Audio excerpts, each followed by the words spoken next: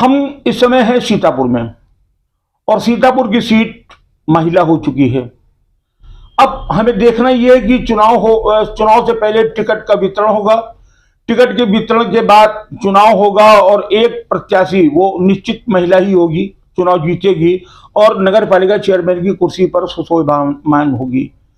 अब देखना यह है, जिसका मुझे बड़ा बेसब्री से इंतजार रहेगा, कि चेयरमैन की कुर्सी पर वास्तव में कोई महिला चेयरमैन बैठेगी या उस कुर्सी पर एक सफेद रंग की टॉवेल पड़ी होगी और उसके बाजू में बैठा हुआ आदमी की आवाज बार बार कानों में आएगी, ए सुनो जरा भाभी जरा दस्तखत करवा लाओ, हम इन पर मोहर लगा दिया है। नहीं समझे आप?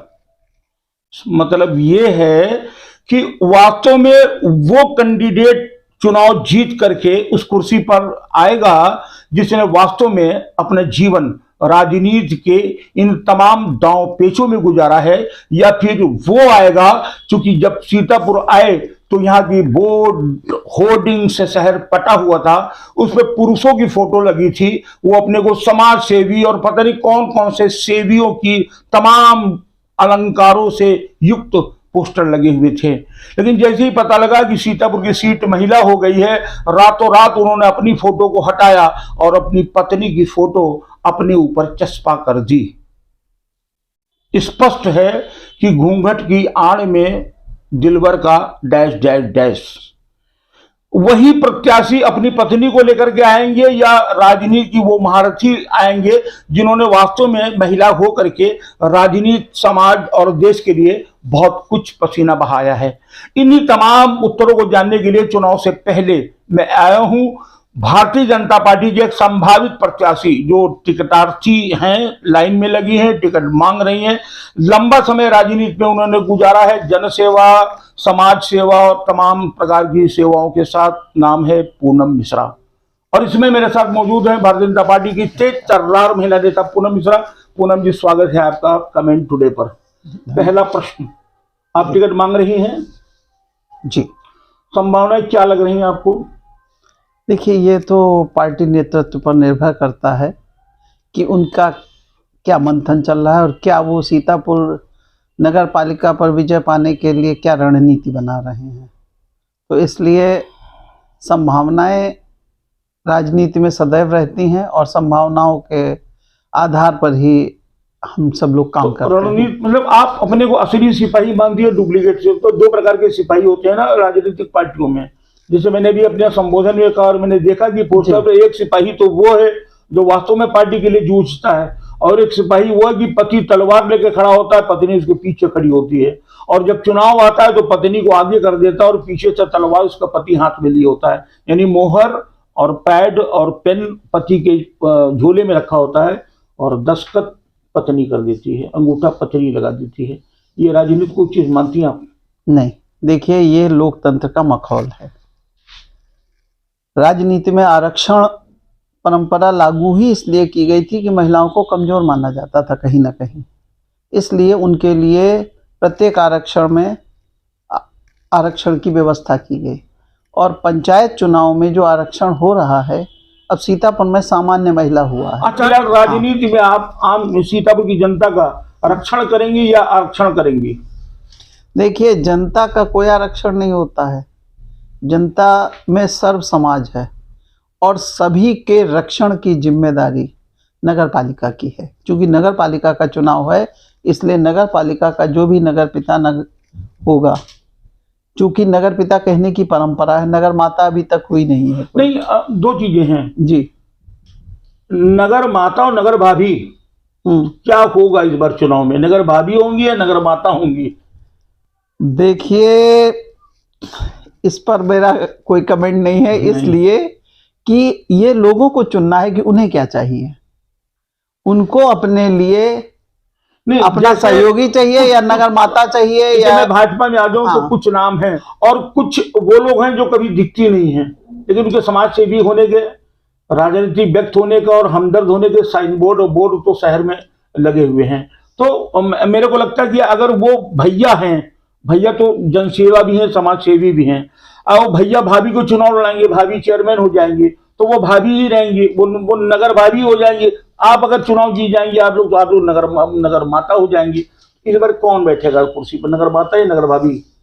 देखिए, उम्मीद तो नगर माता की ही है। नगर माता की है जी बिल्कुल, क्योंकि माँ बेहतर तरीके से देखभाल कर सकती है।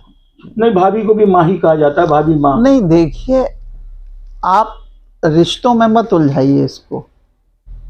नगर पालिका सीतापुर में कौन अच्छा, इन केस नेतृत्व मान करे? लीजिए आपको टिकट मिल गया, आप चुनाव जीत गई, क्या क्या क्या कॉन्सेप्ट है आपके पास, क्या सोच कर क्या आप आ रही हैं, क्या करेंगी इस शहर के लिए? इस शहर के लिए कुछ ऐसा जिसे इस शहर के लोग वास्तव में महसूस कर सकें, क्योंकि सड़क बनाना, नाली बनाना, सफाई बनाना, इस पर बहुत बात हो चुकी है। वास्तव में आज की तारीख में सीतापुर में किन किन चीज़ों की ज़रूरत है? जैसे इस समय यहाँ बहुत बड़ी समस्या है कि सड़कों पर गोवंश छुट्टा टहल रहा है, ठीक, जिसके लिए माननीय योगी जी की सरकार ने कोशिश किया है गो आश्रय स्थल बनाए हैं। लेकिन उन गो आश्रय स्थलों का हाल इतना बुरा है, अगर आप देख लें। मेरे कहने का मतलब ये है नहीं, कि जिसे मैं आपको पूरा कंसेप्ट ही बता रहा हूं। नहीं, उसका कॉन्सेप्ट बताइए। मैं समझ गया कि आप गाय जो सड़कों पर घूम रही हैं, इनको गौशाला में नहीं, उनके लिए गौशाला बनाना। ना ना ना ना, जो बनी हुई गौशालाएं हैं, उन गौशालाओं का बेहतर प्रबंधन, उनके खाने का। चलिए, मैं शहर में एक मिनट, आप मेरा ये टॉपिक पूरा हो जाने दीजिए। ठीक, इस शहर में इतने होटल हैं, इतने छोटे छोटे ढाबे हैं, इन ढाबों से जो बचा हुआ पदार्थ खाने योग्य बचता है, वो सब सड़कों पर जाता है, जिसकी वजह से पॉलीथीन में, पेपर में, उन प्लास्टिक प्लेटों में गोवंश उन्हीं के लिए तो भटकता है। गोवंश हो चाहे देसी कुत्ते हों, ये उसी भोजन की तलाश में रहते हैं। इन सारे होटलों में, इन सारे ढाबों में, जितने भी ऐसी जगह हैं, वहाँ पर नगर पालिका से 2-2 ड्रम अलॉट होंगे, वो रखे जाएंगे। एक मिनट, और जो लोग नगर पालिका की इस पॉलिसी का पालन करेंगे, उनको उनके टैक्स में 1% की छूट दी जाएगी। मान लिया। अब मैं जिन कैंडिडेट से मिल रहा हूं, तो कोई शहर में लाइट की व्यवस्था ठीक कर रहा है, कोई सड़कें बना रहा है, कोई कह रहा है कि हम पार्क में बाथरूम अच्छे बना देंगे, आप गाय पकड़ेंगी और गौशाला चलाएंगी। ठीक, अरे साहब, मैं आपकी बात को स्वीकार करूं, आप गाय पकड़ेंगी और सड़क के साथ साथ और गौशाला पालेंगी। पकड़ेंगे नहीं। मैंने एक बड़ी महत्वपूर्ण बात यह है कि अभी तक मुझे एक भी कैंडिडेट ऐसा नहीं मिला जो नगर की आत्मा को छू सकता हो और उसकी बात करे। आप मेरी पूरी बात नहीं जब तक समझेंगे कि शहर के सर्वांगीण विकास के लिए जो जो योजनाएं आ सकती हैं, वो योजनाएं यहाँ दी जा रही हैं। करोड़ों रुपए की धनराशि नगर पालिका में आ चुकी है, लेकिन मंशा, असली चीज होती है मंशा, सरकार की जो मंशा है उसके अनुरूप पैसा नहीं लग रहा है। वो मैं सब समझ रहा हूं, मैं वो बात नहीं कर रहा हूं। मैं कहना ये चाहता हूं कि अब तक के जो इंटरव्यूज आपने देखे होंगे, उसमें आप ये महसूस कर चुके होंगे कि कैंडिडेट सिर्फ एक मंशा के साथ आपके पास आ रहा है। जो सड़क बनाने की बात करता है वो ये कहता है कि सड़क पर सो जाइए, जो स्ट्रीट लाइट की बात करता है वो कहता है कि सड़क पर सो जाइए और स्ट्रीट लाइट को ओढ़ लीजिए, और बाकी कह रहे हैं कि आपको इतने वादे और आश्वासन दिए जा रहे हैं कि उन्हें चबा चबा कर खाइए। सड़क पर लेटो, स्ट्रीट लाइट को ओढ़ो, वादे और आश्वासन चबाओ। सिर्फ इससे शहर चलेगा? नहीं चलेगा। कैसे चलेगा? देखिए, प्रत्येक वार्ड में शॉपिंग कॉम्प्लेक्स, जमीन जहां नगर पालिका की है, नजूल की है, उनको एक्वायर किया जाएगा, उनको चिन्हित किया जाएगा, ढूंढा जाएगा, क्योंकि इस शहर में नगर पालिका की बहुत जमीन है जो अवैध तरीके से आवंटित की गई है। उन जमीनों को खाली कराकर उन पर व्यवसायिक केंद्र बनाए जाएंगे। उन्हीं के अंदर नीचे भूमिगत पार्किंग का इंतजाम किया जाएगा, ताकि जो लोग आए उनको अपनी गाड़ियां खड़ी करने की असुविधा ना हो, और लोगों को केवल लालबाग बाजार ही ना भागना पड़े। शहर के 30 वार्ड में जहाँ जहाँ जो लोग हैं, जो नवविकसित वार्ड हैं, उनमें अभी बहुत सारी सुविधाओं की कमी है। वो सुविधाएं देते हुए शॉपिंग कॉम्प्लेक्सेस अगर वहीं होंगे, रोजगार के साधन मुहैया होंगे, और दूसरी बात, नगर पालिका की आमदनी बढ़ेगी। क्योंकि अगर नगर पालिका की आमदनी नहीं बढ़ेगी तो कॉम्प्लेक्स के अलावा नगर पालिका की आमदनी और कैसे बढ़ सकती है? नगर पालिका की आमदनी बढ़ाने के कई तरीके हैं। देखिए, अभी तक जो हो रहा था, नगर पालिका में मतदाता, मैं इसके लिए चाहे मुझे कोर्ट जाना पड़े, मैं इसको मनवा के रहूंगी कि नगर पालिका में जो लोग रहते हैं, जिनके मकान हैं, जो किराए पे रहते हैं, ऐसे किराएदारों के किराए के बाकायदा एग्रीमेंट नगर पालिका में शामिल किए जाएंगे, और जो लोग किराए की रकम से आनंद ले रहे हैं उनसे उसका भी टैक्स लिया जाएगा, टैक्स बढ़ाया जाएगा। का चूना इस बात का लगता है जिस पर कोई प्रत्याशी के पास जानकारी ही नहीं है कि नगर पालिका की या नगर में ऐसी अरबों रुपए की संपत्ति है जिस पर बड़े बड़े करोड़पति 100, 200, 400 रुपए मासिक किराए के ऊपर कब्जा किए बैठे हैं। वो लोग जिनके पास आलीशान कोठियां हैं, वो नगर पालिका के मकानों पर कब्जा किए हुए बैठे हैं, 100 और 150 रुपए उनको दे रहे हैं। इस पर ना किसी कैंडिडेट को जानकारी, मतलब बोल नहीं चाहता है। आप नहीं, देखिए ऐसी बात नहीं, आप बात पूरी होने दीजिए। टैक्स बढ़ाने की बात मैं कर रही हूँ, तो किराएदार की बात मैंने की ना। एग्रीमेंट हर साल नए तरीके से 11 महीने का एग्रीमेंट होता है जो विधिक रूप से मान्य है। हर बार नया एग्रीमेंट नए तरीके से, आप पुराने अध्यासियों को रखिए, कोई दिक्कत नहीं है, लेकिन आज के मार्केट रेट के हिसाब से, आज की जो दर है उस हिसाब से उनके टैक्स का, किराए का नवीनीकरण कीजिए। तो ये बात तो उसी में शामिल है कि जो मकान मालिक भी हैं और जो प्राइवेट भी है। और देखिए, नगर पालिका चुनाव में सबसे बड़ा समस्या वहीं पे पैदा होती है कि यहाँ की जनसंख्या अगर 2 लाख है और मतदाता है 2.25 लाख, तो ये कहाँ से आया? ये वो लोग हैं जो नगर पालिका पे बोझ हैं, नगर पालिका को दे कुछ नहीं रहे हैं। अब देखिए, आपकी ये पड़ोस वाली जो लाल पड़ाव पर इमारत बनी, इसके ऊपर हॉल बने, अब खाली उसी पता करिए ये हॉल किसके किसके पास है, क्या क्या प्रयोग उन हॉलों का किया जा रहा है। लाखों करोड़ रुपया यहां से नगर पालिका की आमदनी हो सकती थी। देखिए, जब तक उस सीट पे बैठकर आप उसको बात भी कुछ नहीं कर पाएंगी, क्योंकि एक बड़े पोर्शन पर तो आपका ही भाजपा कार्यालय है। नहीं, देखिए, अब पार्टी कार्यालय के लिए अगर आवंटित है तो उसका किराया तो जाहिर होगा। जब उनको आवंटित तो सतीश शर्मा को भी आवंटित है, बात खत्म हो गई, मैं भी किराया जा रहा। देखिए, किराए की ऐसे ही अपनों ने ही तो लूटा इस शहर को मैडम। देखिए, वहां पहुंचने, अब यहाँ पर आप अपना पराया करने लगे। नहीं, मेरा कोई अपना पराया की बात ही नहीं है। कानूनी रूप से कार्यालय खाली कराएंगी, भाजपा के पास ऑलरेडी अपना एक बहुत बड़ा कार्यालय खुद का बन चुका है, जिसका भवन मालिक भाजपा है, फिर इसको खाली कराएंगे आप चेयरमैन बनते ही। क्या नगर पालिका ने उनको कोई नोटिस दिया? नहीं, नगर आप चेयरमैन बनकर नोटिस देंगी? सवाल वो है ही नहीं। सवाल तो ये है, नगर पालिका ने अपने अधिकारों का इस्तेमाल कितना किया? अब करेंगी, वो नहीं किया तभी तो वो चुनाव हारेंगे। मुझे मौका मिलेगा, मैं जरूर प्रयास करूंगी। भाजपा को नोटिस देंगी? भाजपा को क्यों नोटिस, मैं सबको, सब में जो आ रहा है। देखिए, स्पेशली किसी को आप नहीं कह सकते कि आप इनको नोटिस देंगे, उनको नोटिस देंगे, स्पेशली तू ना कहे मोरी न मैं कहूँ तोरी। जी नहीं, राजनीति में जी नहीं, बनताधार इस शहर का नगर पालिका का हो गया। जी नहीं, नगर पालिका एक्ट जो कहता है उसके और पहली बार बाबा का डंडा चल रहा है तो लोग अब चिल्ला रहे हैं। बाबा का डंडा सही चल रहा है, चिल्ला रहे हैं लोग, तो चिल्लाएंगे ही। जहां कब्जा है बाबा का बुलडोजर माफ नहीं कर रहा है। देखिए, बाबा का बुलडोजर बिल्कुल सही जगह चल रहा है, क्योंकि इस देश तो के आप लोगों बुलडोजर चलाएंगे नहीं चलाएंगे? भाई, नगर पालिका के पास बुलडोजर है। हाँ, चलेगा। हाँ, बिल्कुल चलेगा। अगर आप बाबा की मंशा के अनुरूप सारे काम होंगे। ट्रिपल इंजन सरकार चलाने की तैयारी है। एक जैसा कि जब आप सीतापुर में आई और एक दबंग महिला की आपकी छवि बनी थी, क्या दबंग चेयरमैन साबित होंगी आप? ये तो वक्त बताएगा। मैं अभी से क्या कहूं। अभी भी तमाम वो वार्ड ऐसे हैं जहां जरा सा पानी गिरने पर लोग नाव से घर अपने जाते हैं। नाव से तो नहीं, लेकिन घुटने घुटने पानी में जाते हैं। मैं जानती हूँ, मेरे पीछे वाला वार्ड भी है, लुनियन पूर्वा पश्चिमी, इसमें भी काफी पानी भरता है। लुनियन पूर्वा पूर्वी तो पूरा डूब क्षेत्र बन जाता है। चुनाव पर भाभी बैठेंगी या माँ बैठेंगी?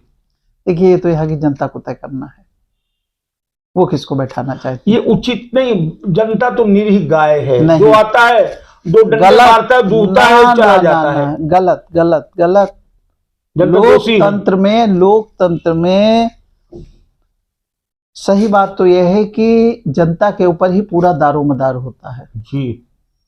कि वो अपना नेता कैसा चाहता हाँ, इस देश में जब राजनीति की आड़ में अपराध को पल्लवित किया गया, इस देश में जब सत्ता और सिंहासन की आड़ पर माफियाओं को लाया गया और जब उन्हें महिमा मंडित करके राजनेता बनाया गया और जब बाद में सवाल उठे तो कहा यह गया कि जनता ऐसे गुंडों को चुनाव क्यों जितवाती है।